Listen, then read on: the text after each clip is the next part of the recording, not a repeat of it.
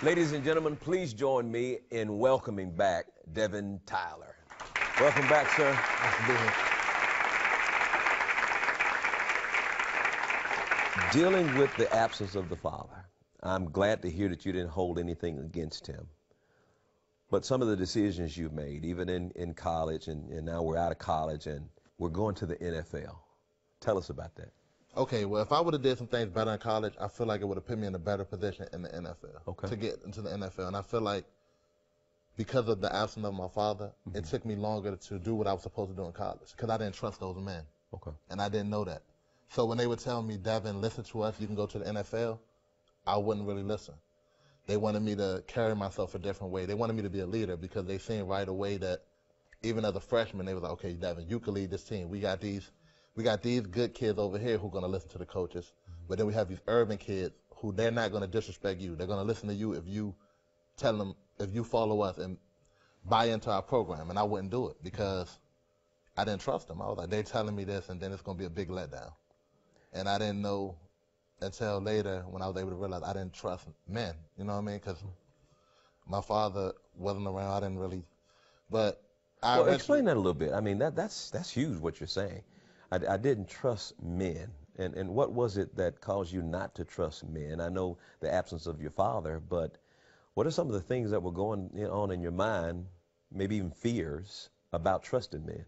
I mean, I just didn't want to let him in. You know, my uncle was around, and he did a good job. He was real firm on us, trying to teach us some lessons.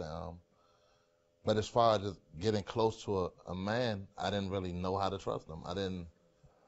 Why should I believe you? I mean, my father, you're not my father. He didn't teach me these lessons. Why should I trust this? What intentions do you really have? Like, do you think you were afraid of being abandoned by anybody that you would let in? It might. It's crazy because I have recently thought about that it may have been a defense mechanism. Yeah. Whereas though, and I think that's a problem that I'm trying to get over still. That's how I approach life. Sometimes I won't put all of my trust or all of my energy into something because the letdown is so big when you do so much. Like my first time getting cut from an NFL team, the letdown was so big because I had thought I did everything that it almost crushes you to the point that you can't recover. So it may be a defense mechanism, but I didn't think of it that way at the time. I self-consciously did it. Yeah, I tell you exactly what it is. There is something worse than failure, and that is the fear of failing. And it's this fear that can become tormenting all of your life. And if we're not careful, if that fear is allowed to remain, we transfer that fear down to other people. We transfer that fear down to your son. He transfers it down to somebody else, and you begin to raise up a generation who just won't trust. And the devastation of abandonment and the pain of father not being there and being let down creates this fear of, I'm going to protect myself so I don't have to go through that feeling again. Relationships are very interesting. Relationships can be damaging, but they're also a good part of a relationship that can help you like a bridge to get you to the places where you need to go. And it's a risk, but there's a risk in everything. Life is a risk. I mean, there's a risk that you can get up in the morning and get hit by a car. There's a risk that the airplane you own could crash.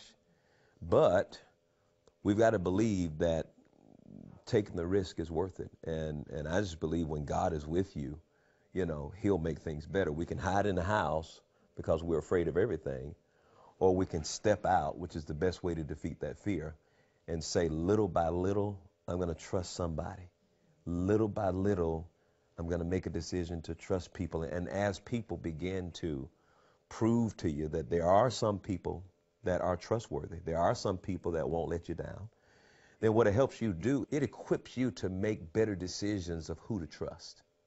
It equips you to say, you know what, instead of me not trusting anybody, I'm going to make a decision to look at the best risk that I can possibly take to say, based on these qualifications, it looks like this is a pretty good risk to trust this person. versus these qualifications that I know of. But somehow or another, you've got to set up something where you can begin to trust, because your son's probably going to be your size. He's probably going to go to the NFL. He's probably going to do a whole lot of other things. And because of what you've gone through, your commitment to be a father and to be there, then what you didn't have, you're going to make sure he has. Son, I want you to know how to not just be a man, but a good man. A good man does this. A good man does that. A good man does this. And a good man is not afraid to trust and to try things out. And as you begin, even now with your journey, that fear of trusting people, if it's not dealt with, it'll deal with you. And ultimately, you'll find yourself doing some of the things that you did before. And that's a good question there. Did you find yourself even in the NFL or even in the Canadian League because of that fear and mistrust of other people? Did you find yourself getting in trouble even in those areas? Yeah, I got in a few more things that I wasn't proud of. But, I think once I got to the NFL, coming from where I came from, I thought I made it. I thought I was the man. Sure. So I would go back home and Devin Tyler from the Arizona Cardinals or Baltimore Ravens. Yeah. So I feel like I wasn't ready. And if I would have had a better mindset, I probably would have been in the NFL still. But it all hit me at one time, and I would go back to my neighborhood and think I was the man. And I didn't really put my all into it. I was like, I'm here. I did enough to get here, so this is going to keep me here, and it wasn't. And I got in an altercation where I got locked up again. I got in a fight, and I ended up going to jail for 90 days. And so that could have stopped my career. I missed 5 games of my season in the CFL, and so that's another decision, and I feel like I made a bad decision, but since then I kind of been making good decisions. So I am so proud of the decisions that you've made, and success, real success, is discovering the will of God for your life. Hey, let's take a break. We'll be right back with more. This summer, experience the New York Camp Meeting. Join thousands for uplifting worship and dive deeper into faith, power, and grace. Featuring profound teachings by Pastor David DeMola. The only reason why the Spirit of God is in this place is because you're here. Pastor Andrew Womack. And he is not healing people today and saving people and delivering them. He did all of that through Jesus 2,000 years ago. Pastor John Hagee. And I want you to know like never before, the King is coming. He is coming. And he is coming soon. And Pastor Creflo Dollar. His obedience, I have been made the righteousness of God, the redeemed of God, the wisdom of God, the sanctified of God. From July 14th through the 17th, 7 p.m. nightly at World Changers Church, New York. Register today at CrefloDollarMinistries.org.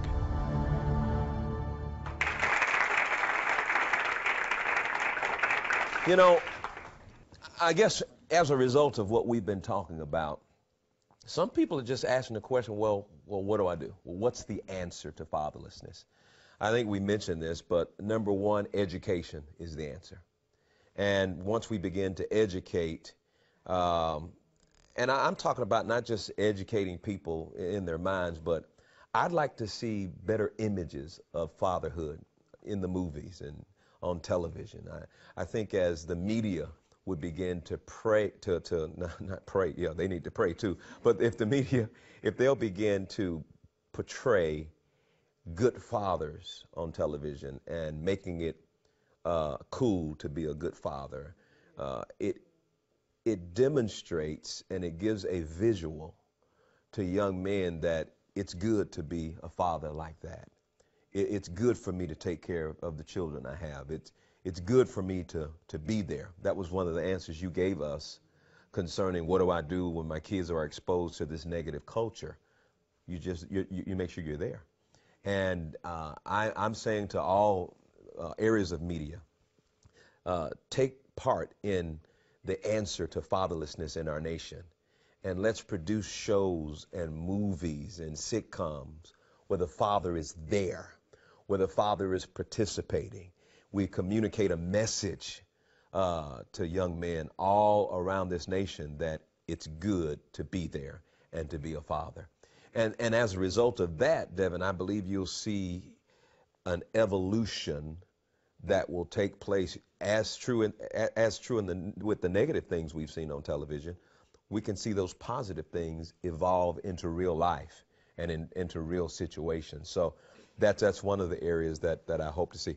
I would hope to see more education given to our judicial system so that the judges can begin to understand not only this situation with fatherlessness, but to understand it enough that we can begin to look at how they can participate in ending this great epidemic. And that's what it truly is right now in the United States. It is an epidemic.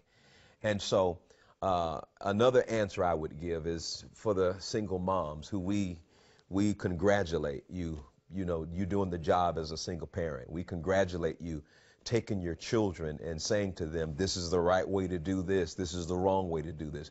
We congratulate you, and as a single parent, that you're there. Devin's mother was there. She was at the game screaming her lungs out.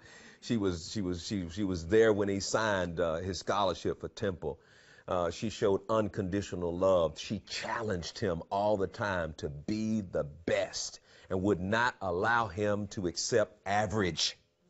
And so we congratulate all of the women who had to be mothers and fathers, and you took hold of that leadership role, and you did the best you could possibly do. And for that, we celebrate you, and we are so thankful for that. And here's another thing I want you to get a hold of. God will be your father. And listen, he's always going to be there. And he will never leave you. The Amplified says he will never leave you or forsake you. He is committed to being there, and he's committed to being your father. And a lot of things we can learn from understanding who God is.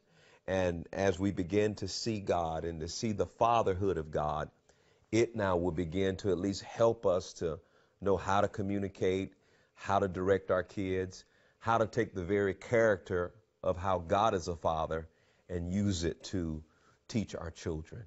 You know, Devin, you have a nonprofit organization, and like your mother, you take the things in your life and you turn it around and use it to benefit other lives. How do you hope to use this nonprofit organization to fight this epidemic of fatherlessness? Okay, well, the nonprofit is still in its early stages, but I just want to target all the inner city youth. And realistically, you know, growing up, none of my friends, I can't even think of any of my friends who had their father around. So wow, not one of your friends that I really grew up around. Yeah. Wow, dude, that's an epidemic, isn't it? Around Home Avenue. No, not that I could think of. Wow, and the culture of that neighborhood matched the issue of fatherlessness in that neighborhood. Yeah. Wow. And so that's real. That issue is real to me. So, the name of my nonprofit is the Devin Tyler Foundation. But the first branch I want to touch on that I came up with one of my friends was talking to me about how big my influence was in my area, and I had already started, you know, going back to my school, talking to kids, talking to classes and everything. And so he was like, "What's important to you?" So I came up with Father the Future.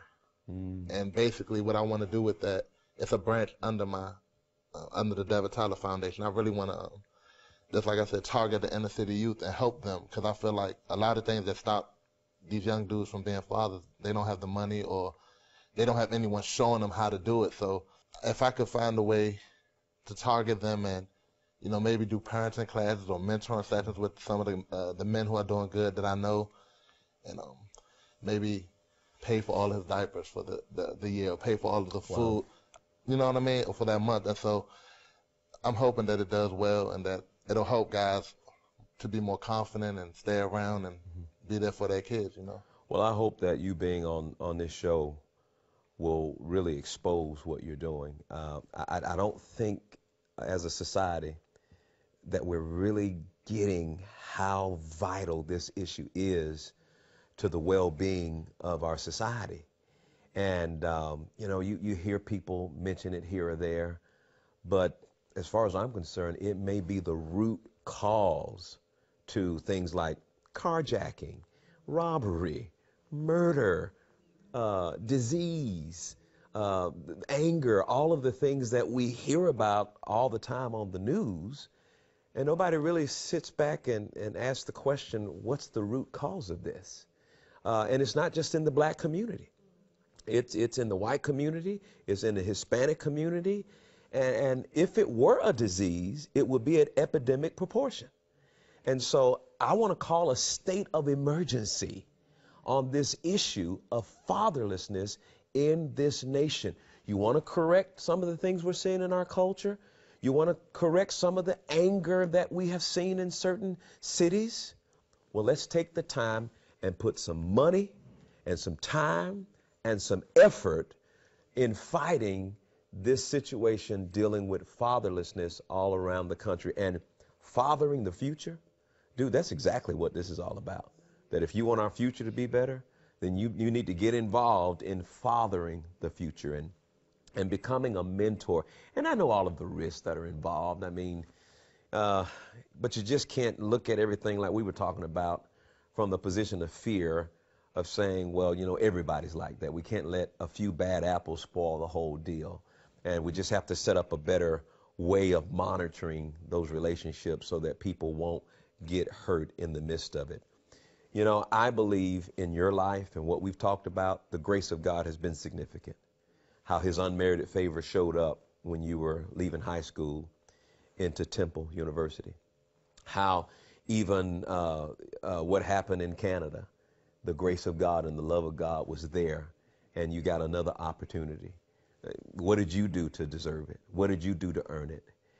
It was the love, the unconditional love of the Almighty God that showed up in your life over and over again to allow you to see that his love is meant for everybody who will receive it. And that's the testimony I believe you're going to give one day, is the grace of God showed up in my life. And I wasn't so special to deserve this. I mean, who plays football the senior year? Who does that and then end up getting a 4-year scholarship? That's the power of God's grace. And I want you to know that that same grace is available to you today. His grace has been made available to the whole world.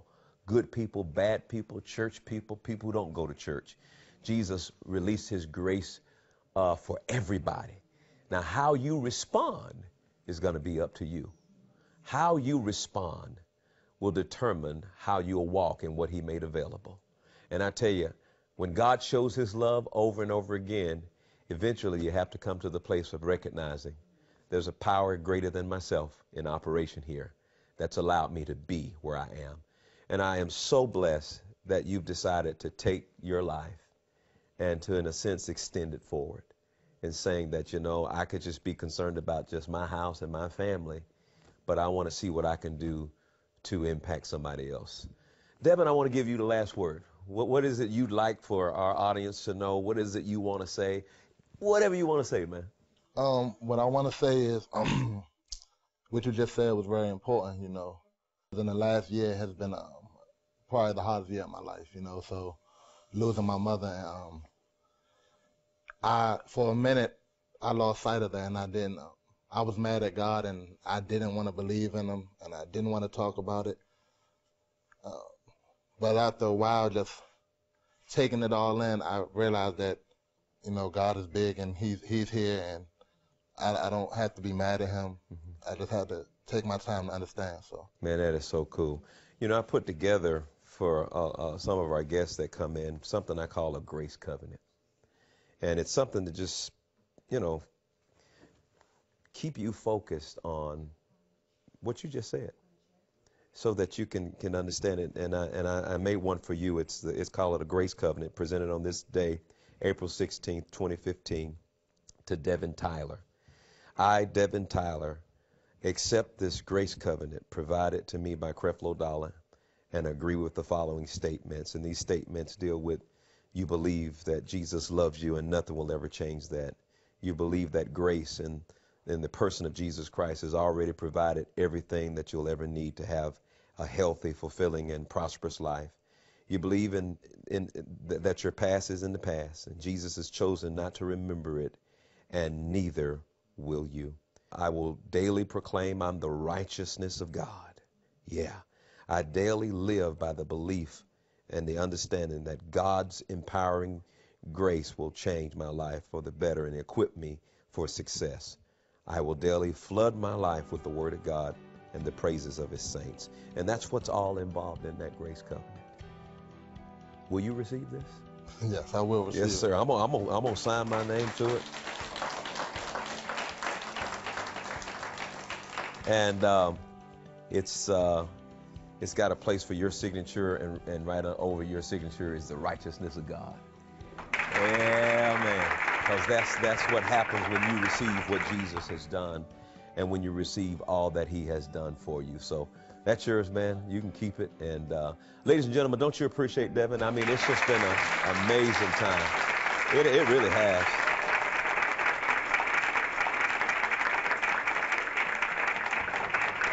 You know, over the last 2 weeks, we have mourned the suffering of the fatherlessness in our world, and we have celebrated the rise of men like Devin, who have refused to become another statistic.